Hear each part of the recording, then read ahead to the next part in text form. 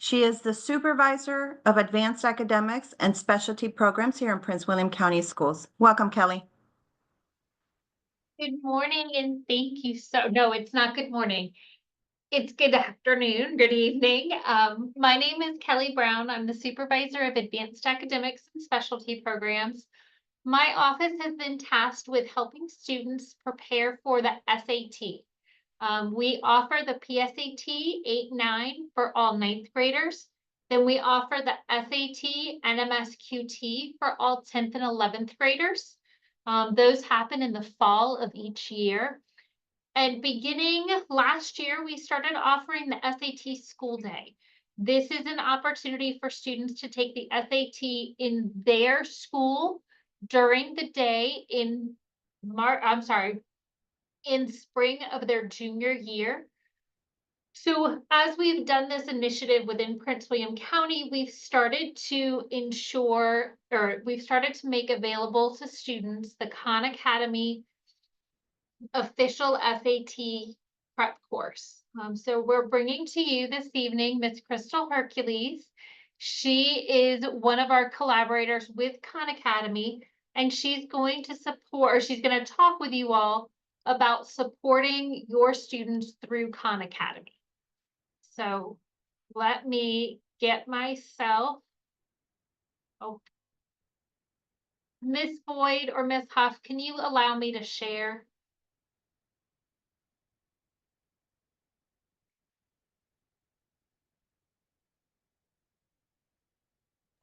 You should be good now. Thank you. All right. Crystal, it's all over to you. All right. Thank you so much. Good evening, everyone. My name is Crystal Hercules, as Kelly shared. I'm a professional learning specialist with Khan Academy, and I'm super excited to be working with you all. Before this, I was a classroom teacher and then a school leader in Philadelphia, which is where I reside. But yes, I've had the opportunity and pleasure to work with your district, and we're going to dive in. This evening, we're going to be talking about what you can do at home to support your students using Khan Academy, thinking through the lens of the digital SAT. And so we're going to now start with an actual video on the cornerstone of the work that we do here at Khan Academy about mastery learning.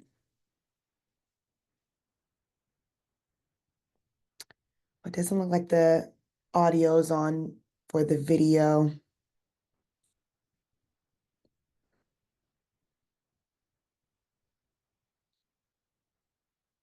And while we're working that through, what I love about this mastery learning video, it kind of talks about the work that we do and the individualized experience that we try to provide to our students at Khan Academy. And so you'll get to see just a quick snippet of how we define it.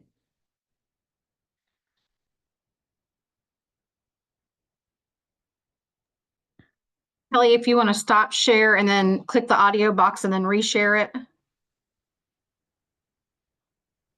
You know, it's been a while since we've all been on Zoom, and let me tell you, I don't know how you all are feeling. You may want to actually click stop sharing. Yeah. From your Zoom, your actual Zoom. Yeah, listen, I remember the days we were all Zoom experts, and now I'm like, what's happening? When you go to click share, you're going to click share sound and optimize for video. Sure. It should be on the right of your screen, the share screen.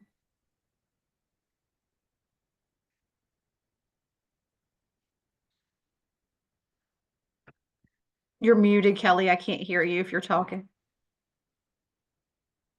Sorry, it won't allow me to share the sound. All good. Well, you know what? I can explain it to folks, and then we can send it out as a follow-up. Crystal, is it easier for you to share? Let me try. Let's see. Apologies as we try and navigate this. All right. No, actually, I see exactly what you mean. The checkbox is not checking. It's not you. It's not you. All right. Well, folks, I will share just briefly what is happening in the video, and we can also share that with you all as a follow-up. But it just kind of talks about how with Khan Academy, we want to ensure that students have a personalized experience. And so instead of rushing through content, this is about allowing students to practice each of their skills at their own pace. And as we know, students learn differently at different times. And so that's the work that we do here at Khan Academy through the way in which our platform is set up. Thank you so much. All right, so we can move to the next slide there. All right, and so why Khan Academy? That first bullet there, it really, that's what I love to talk through is we believe that everyone can reach mastery. From the work that that I was just talking about in terms of the mastery learning, all students have the opportunity to try a skill, try it over again, and receive the supports to ensure that they are able to be proficient in that skill. We also want to lift up here that teachers have the ability to track the data. So students are able to own their progress, but teachers are also able to access that and see how students are working through and support them within the classroom as well. The last piece there talks about the parent dashboard, which we will be getting to later on in today's session. You as a parent also have access to Khan Academy. And so as your students are working through the SAT prep course or their geometry course, you also can see how your students are progressing as well. All right. And so when students are working through the content on Khan Academy, they fall into 4 buckets here. They can be attempted. So if you see that on their actual progress page, the attempted means that they've earned a 70% or lower on a particular exercise. Familiar is 70 to 99%. And then proficient, which is our goal for all students, that means that they have earned 100% of the points for a particular skill.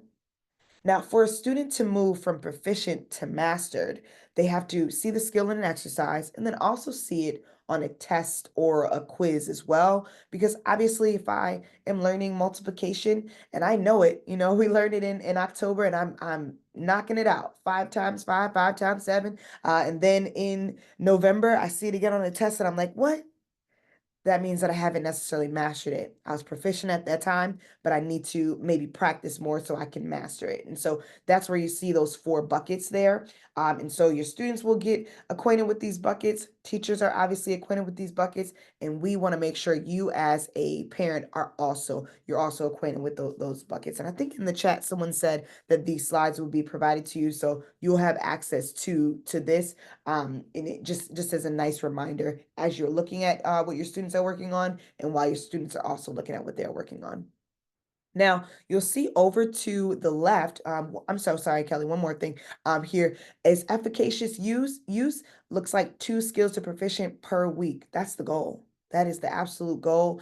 But again, this is about mastery learning. And so if a student is working towards 3 skills to proficient per week, we love that. If a student is working towards 1 skill to proficient per week, we love that. But we always want to give a recommendation.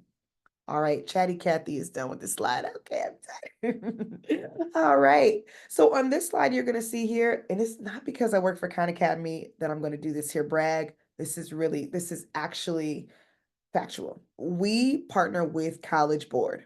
Okay. And so as we think there are so many different prep courses out there, there are nice books and things of that nature. The reason why I get to brag about our prep course is because we partner with the folks who are actually building the SAT. And so when our students have a chance and opportunity to dive into the course and actually practice that content, it looks very, very, very similar to what will show up on the actual assessment. Okay. So I definitely want to make sure I'm honing in here. All right, we can move to the next one. All right, so the digital SAT.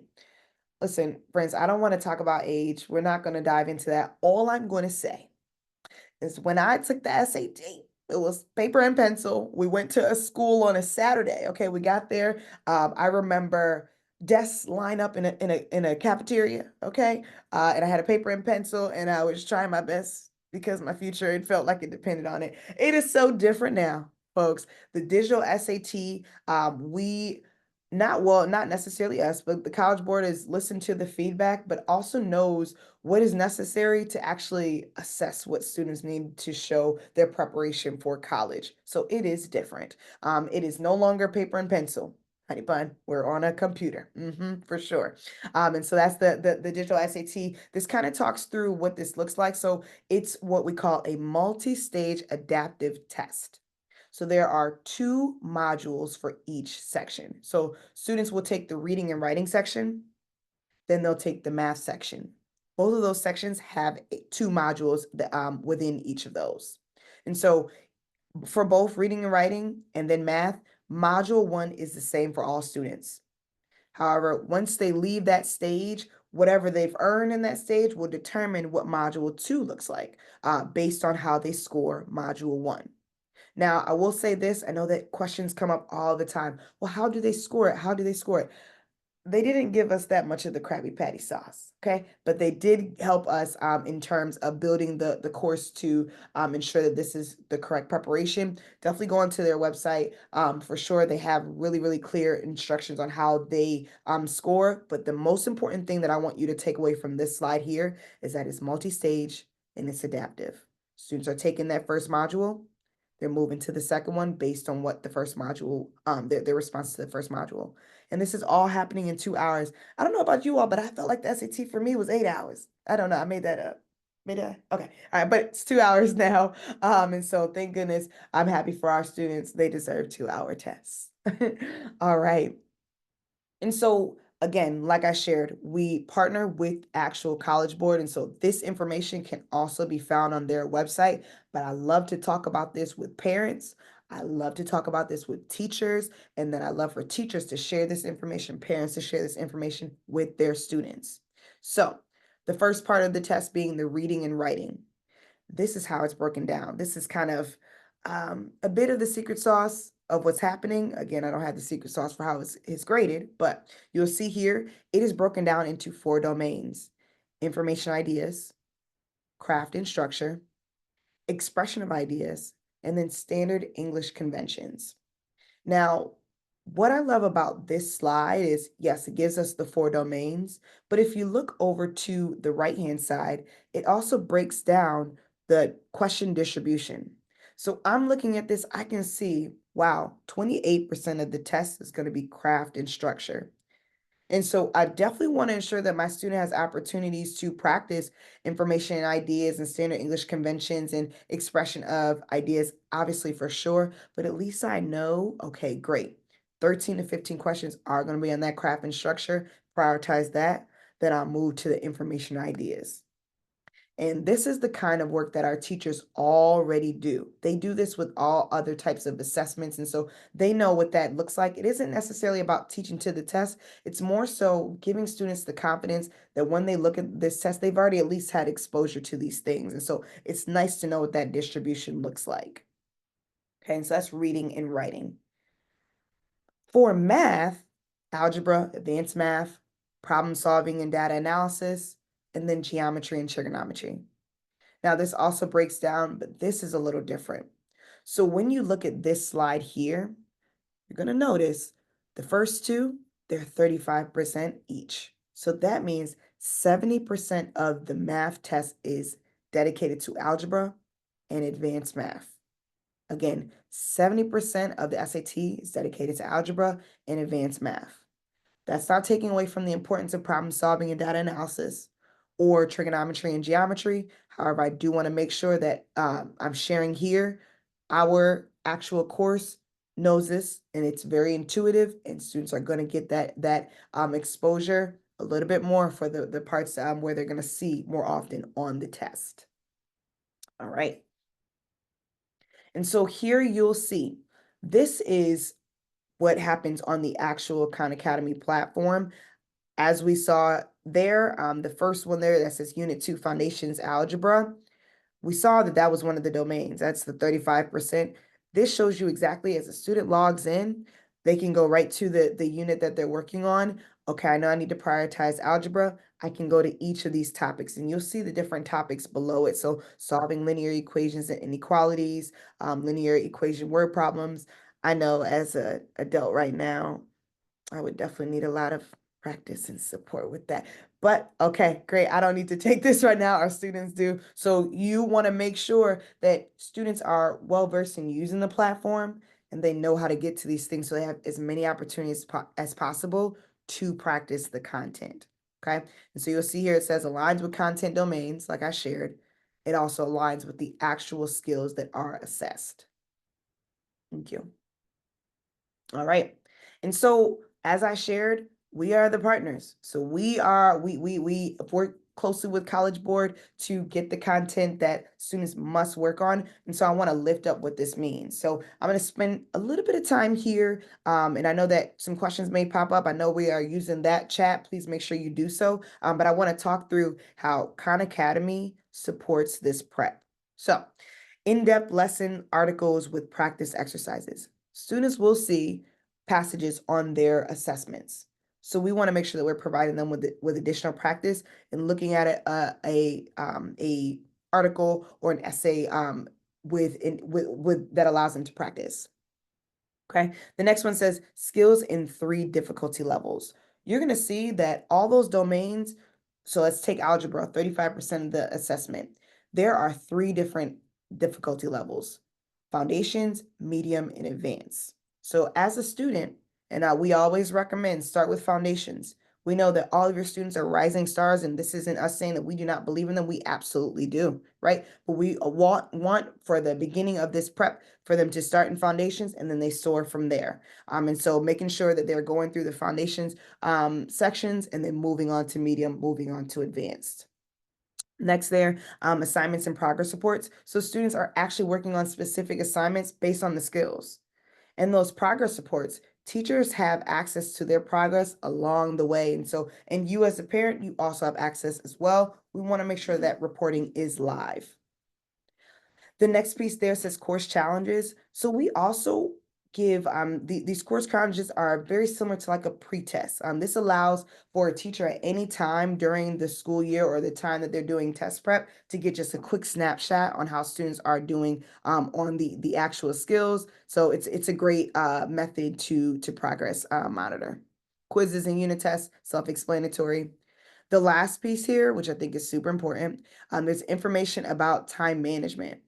And so as we are thinking about how we support, we also have sessions for teachers that we will share with teachers about how to teach students time management in terms of taking the 2 sections, what they should expect on test day so it isn't a surprise, like walking into a cafeteria and seeing that there's a pencil and paper and all of my classmates. So I didn't know what to expect, but we know it's super important for a student to feel super comfortable and confident. And so we provide that as well. And then also how to create a prep plan.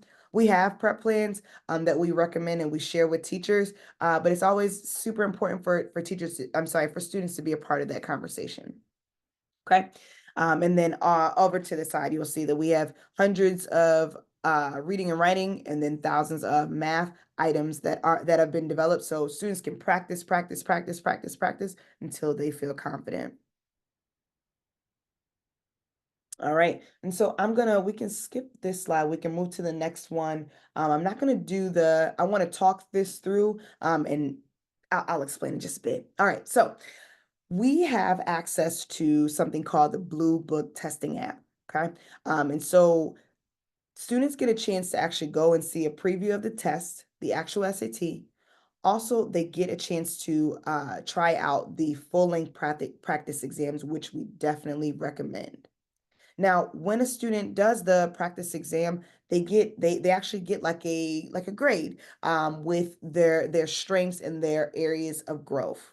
And so that's that part of that. And then coupling that with Khan Academy, you'll see here over to the side, we provide articles, we provide videos, we provide additional examples that are very similar to what they saw in the practice exam. So they get bite-sized practice experiences. So a student, I know for me, I had a SAT prep book where I can just practice questions all day and then I can do the tests. It's very similar to that experience, except students are getting live feedback.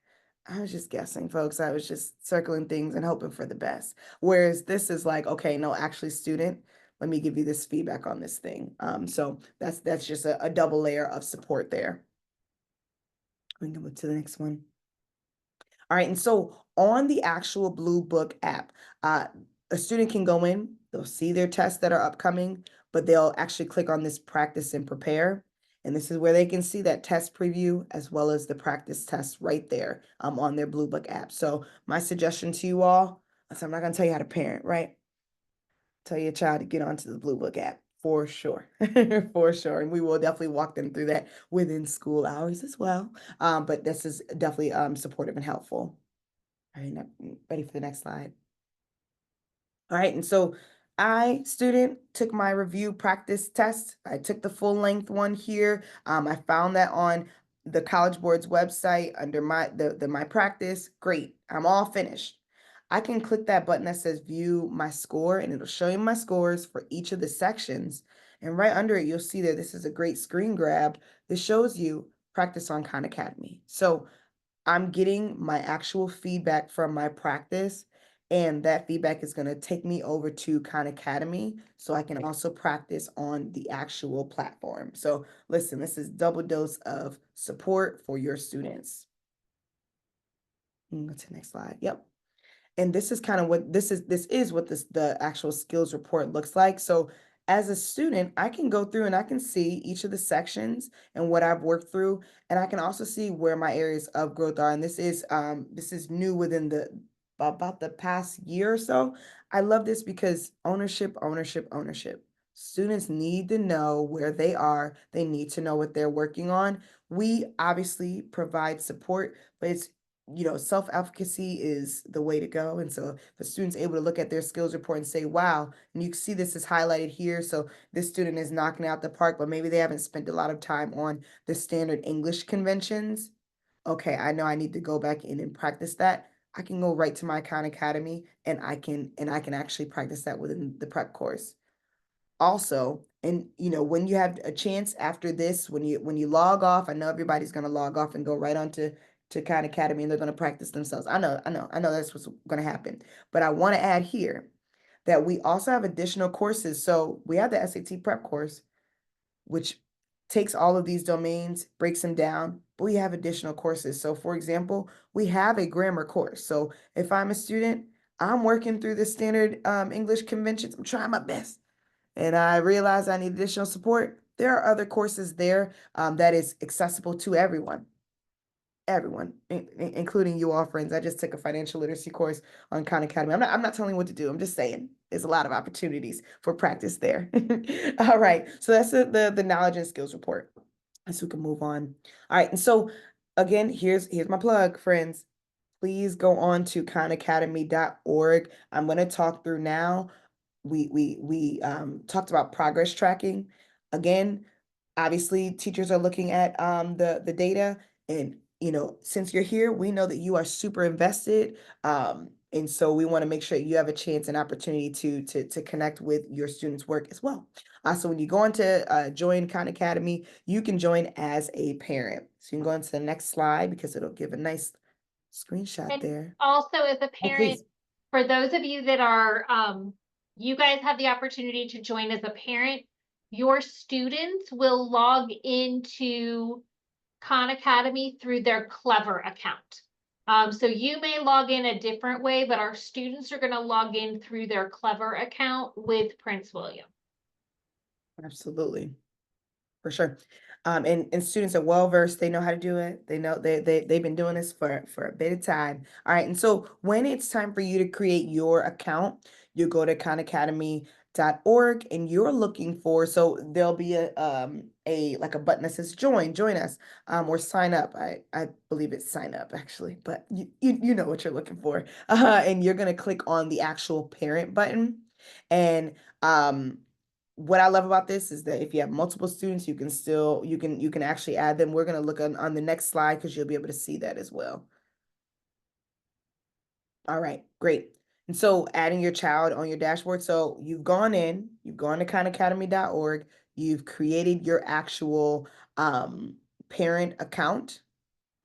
Then when you log in, you can go to the parent dashboard and you can actually add your child. You'll see that screenshot there. It will prompt you to add a child once your account has been created.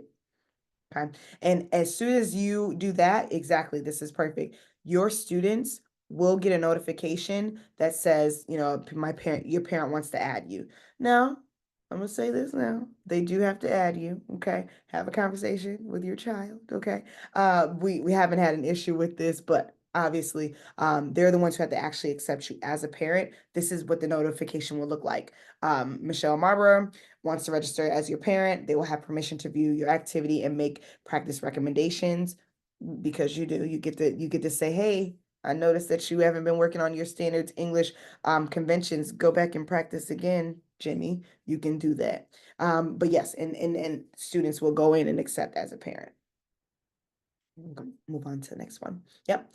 Okay, and so here, I love this because I want to highlight this. We're all about accessibility.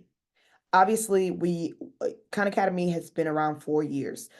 This has been a free platform, and we want to ensure that every student has access to high quality content. And so that's what we really care about. You can get on a smartphone and use this. Obviously, the computer is always going to be the best option just for what you can see, but students can get on the phone and they can get on their tablet and they can get right onto their Khan Academy and practice at any time. So if you have a student like my nephew walks around with his tablet, okay, like it's his car keys and wallet, okay? Tell him, oh, we're in the back of the car. You can get right on Khan Academy right now, buddy. Yes, you can. So there's accessibility at any time. Okay. We can move to the next slide. Okay. And also I want to lift up Khan Academy has over 50 languages. So if you need a different language, or if your student needs a different language, you can actually go into your settings and change that language. Okay. And absolutely, you see at the bottom there, if your student's under 13, obviously that's not anyone here, but maybe you have younger students, their teacher can do it for them. But for the students above 13, they have to do it themselves. But yes. All right. And so here you'll see, just like a teacher has a dashboard, you also have a dashboard. You can log into your Khan Academy at any time. So once you've created the account, wherever you log in, whether it's on your phone or on your computer, go in, log in however you usually do. Your dashboard will pop up and it will say, here are your children. This is how your child doing. Okay. You can click right on your child and you can see their actual progress. And you can also make recommendations right from the dashboard. All right. And so some next steps, a little bit of homework, just a little bit. Please create your Khan Academy account. I think that this will be super helpful because we all know it's super important for your students to know that my teacher's on my side, my parents on my side, and they're all on the same page and they want me to succeed. And my parent can actually see what I'm working on. So create that actual account, add your child, tell your child, hey, let me in, kid, and then monitor their progress. And the fourth one, so while we have opportunities within the school day to work on Khan Academy, we know that as much practice as possible is helpful. Set some times for them to work on Khan Academy at home. And then obviously the last one there, having ongoing conversations with your child, having ongoing conversations with their teachers. We want them to be able to articulate what skills they're working on, what they feel successful in, and what they are working towards. So there's quite a bit of action step, a little bit of homework. Everyone's back to school tonight. But I hope that this was helpful. And I know that there's some questions popping up in the Q&A.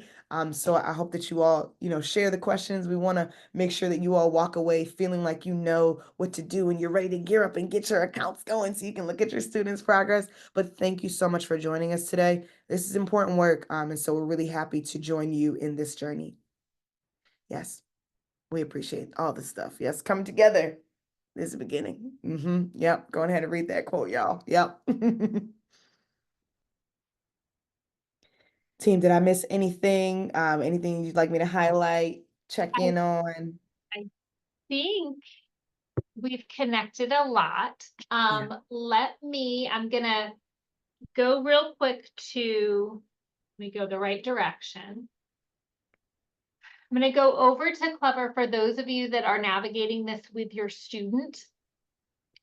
They know, and I say this as a mom of two fourth graders, our kids know how to log into Clever. That might be the one thing my kids have mastered. So they're gonna log into Clever, and you're gonna see, this is obviously my account. Those students are gonna see all of their different options, opportunities, things like that. They just need to go in that top search bar and they're gonna type in Khan Academy. Okay, because I'm not a student, I'm not necessarily gonna see that information, but they're gonna type in Khan Academy and they're gonna be able to click right on that link to get them into the Khan Academy through Clever. Okay. We as a district have purchased the Khan Academy to ensure your students' privacy and their data protection. So you don't want your students to use prior Khan Academy accounts that they may have had through the free Khan Academy. We want our students to be using the accounts through Clever. So as you do that, make sure that your students have those opportunities to engage with it. You have the opportunity to support those initiatives. You will also see, I know tonight we focused on the official SAT, the official digital SAT course. There are a variety of other courses within Khan Academy. So your students will have the opportunity. When we made our purchase, we simply purchased them all. I say that because that's how it works. It's a all or none kind of situation. And so we purchased all of those courses for your students. So they do have those opportunities to look at any of the other courses. If they want to go back a little bit, if they want to work towards something else that they're doing in school, they have all of those opportunities. Okay, so I'm going to double check real quick underneath. Let's see. I think we have covered all of the questions that have been asked. I have a question. Sure. If a family needs additional support, let's say just getting into Clever or anything like that, who would you recommend that they reach out to? So I would first reach out to your student's instructional technology coordinator, reaching out to them regarding any access to access to Clever, because they're going to be the ones that are able to connect with that. Once your student is in Khan Academy and they've had an opportunity, there are numerous, and I'm going to double check that I do this in the right fashion. There are opportunities for you to contact. Let me move this over for you. There we go. This is my version of the learner in Khan Academy. If you scroll down, okay, I can see both the support community as well as the help center. So if you are having issues within Khan Academy, you can look to both the support community and the help center. Okay. And if all else fails and you have any questions about this, please reach out to my team. Our office email is aasp@pwcs.edu. And I know Ms. Boyd always includes my information in her follow-up email. We will also be there to help you through anything that you may have. Yes, and again, the session is being recorded, so we'll have the recording available to you. I will also send a follow-up email to you, all the registrants tomorrow with the PowerPoint presentation so you can have it as a resource. And so in the chat, one of the things that we've done is we've put the survey for today. We always are looking for feedback just on how we're doing and what future, sessions or presentations you would like to see. So if you can please just take a couple of minutes to just fill that out. Thank you so much to Kelly, her team, and Ms. Hercules for joining us this evening. This is great information, something that's available to all of our students, and I hope everyone takes advantage of that. And so thank you all, and I hope everyone has a wonderful evening. Thank you.